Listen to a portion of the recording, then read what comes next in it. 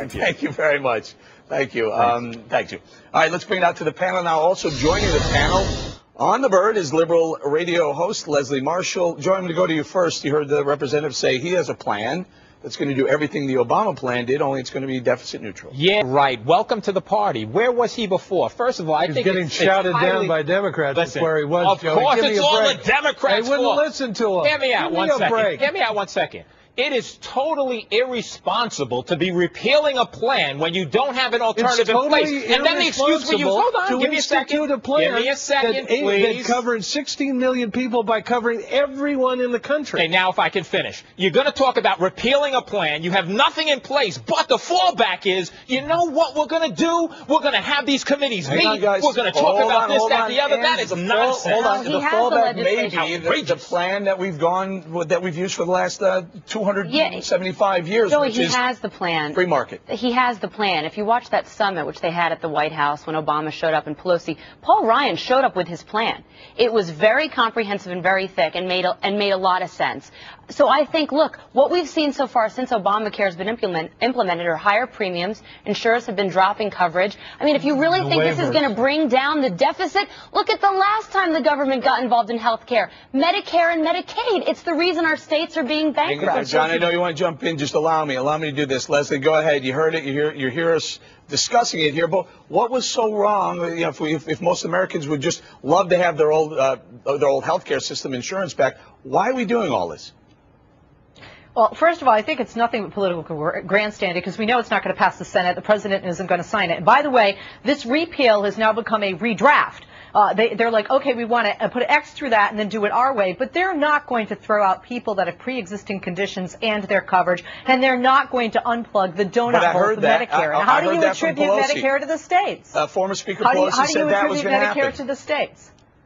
Well, I don't believe the GOP. That would be political suicide, Eric. They can't do that. So what this is nothing but a waste of taxpayer time and money because it won't pass Senate, it won't get the president's signature, and this is not a repeal. And you want to talk about polls? I don't know what polls you guys are reading. 1 in 4 Americans, 1 in 4 want a full repeal, and less than half of Republicans poll. Well, Leslie, Rasmussen poll shows that 75% of Americans want the bill changed. AP says 40% surveyed say they support the law, while 41% oppose it. And then again, there's the one we put up there, Quinnipiac, who said clearly Americans Eric, forget the polls. Look at law, McDonald's right? dropping coverage. You don't need polls. You have premiums rising. Forget polls. Look at facts. Premiums are rising. McDonald's dropped how many thousands of their employees? The government had to step in and give them a special little carve-out like they did for the unions. The unions that backed this thing wanted waivers as soon as they got a chance. Guys, I hate to do this. We have Tucker Carlson on another Bird we're going to lose his satellite if we don't get to it.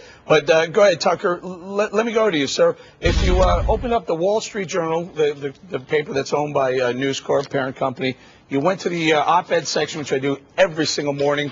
I almost fell out of my chair. Mr. President Barack Obama left an opinion piece in the Wall Street Journal stating his case about Obamacare. Did that influence you at all, sir?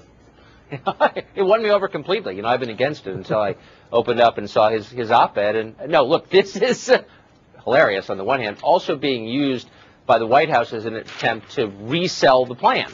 Here in Washington, Democratic leaders are saying on the record that the problem with Obamacare is the public just doesn't understand how great it is. They just haven't done enough to sell it. They haven't talked about it enough. They haven't had enough town halls, enough public forums. The president hasn't given enough primetime speeches on the subject. And they truly believe it. And so they're using this as an opportunity to resell it in the hopes they can win the public. All right, so what is the right doing? What are the GOP doing? They're going to vote now knowing very well that nothing gets repealed if and when there's a Republican in the White House in 2012. It's a long road before this thing could possibly get to a Republican president. That's exactly right. There are two options. Well, let me just say that the Republicans control the House partly because of dissatisfaction over Obamacare. So the people who voted Republican in the last cycle in the 2010 midterm elections were doing so hoping that Republicans would repeal Obamacare. And frankly, I don't think the Republicans in the leadership have done enough to explain to voters we can't. So there are going to be some pretty confused people when this does not get repealed in the next week. Tucker, I got to tell you, tomorrow. There are some confused people right here on this panel. We keep hearing about polls and surveys, and 75% are against it, 75% are in favor of it. I'm a little confused. What are your people telling you? Well, I mean, they're saying the obvious, that this is not going to be repealed. However, because it can't. I mean, they don't control the Senate either. However, there are a surprisingly large number of Democrats in the Senate who have shown willingness to work with Republicans on specific reforms within the bill. This is a massive piece of legislation. I've never even met anyone who knows everything that's in it. I don't think a single living person does. But there are things that can be changed, and that some Democrats are saying we will work with Republicans to change because they fear. Tucker, are we really going to start this whole process? Are we going to open up that massive can of worms again and start from the very beginning? Should we have pre-existing conditions? Should we have one single-payer system? I mean, that was a massive debate. Do we do that again? Well, pre-existing conditions is over. The public supports that. I don't think that's going anywhere. Whether they should or not is another question, but they do. A couple of things that may be up for debate, primarily the individual mandate, the idea that every citizen will be required to buy health insurance. You could argue that the system won't work unless that's the law. However, it's really unpopular, and I could see individual Democrats going back and voting to strip that from the legislation. Here's my problem, Tucker. I'm going to let you go in a second. I know you have something you got to get to, but here's my problem.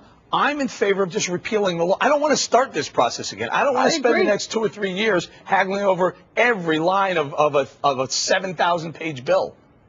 Amen. If you were the preacher, I would put $100 in the collection. But the GOP's not saying that. My point is this: we had I'm serious. Today, I agree with you. Nunes tonight saying we have a new plan. Let's try this plan. How about no plan? How about free market?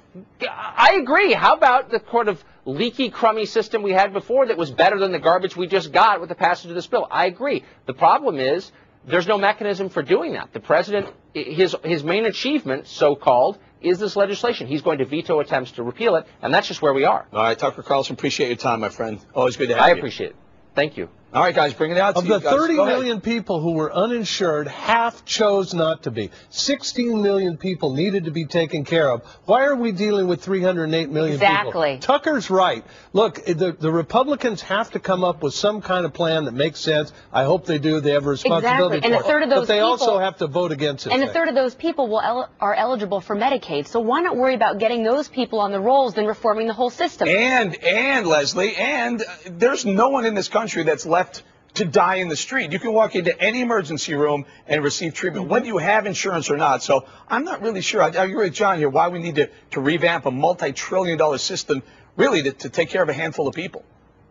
It's not taking care of a handful of people. And being married to one of the doctors who doesn't get paid every time one of you strolls into the emergency room without insurance, I would like to feed my children too, thank you very much. So when you look at the country and what we're doing economically by utilizing the ER because somebody thinks they might have a fever all the way to something very traumatic like a heart attack, that's not only abusing the medical system, that encourages the private sector to increase premiums. No doubt, and that was Leslie, happening long before the president was elected. Emergency rooms are overused. You can go to your doctor when you have a sore throat instead of going into the... Agreed. 100% agree. I'm not talking about that. I'm talking about trauma centers where people are on the street. They get a gunshot or they're taken to an emergency room. They're receiving treatment. The point is every single American now is going to pay to make sure that, as John points out, a handful of people on the grander scheme are getting... This thing should have started small. We should have started very small with this.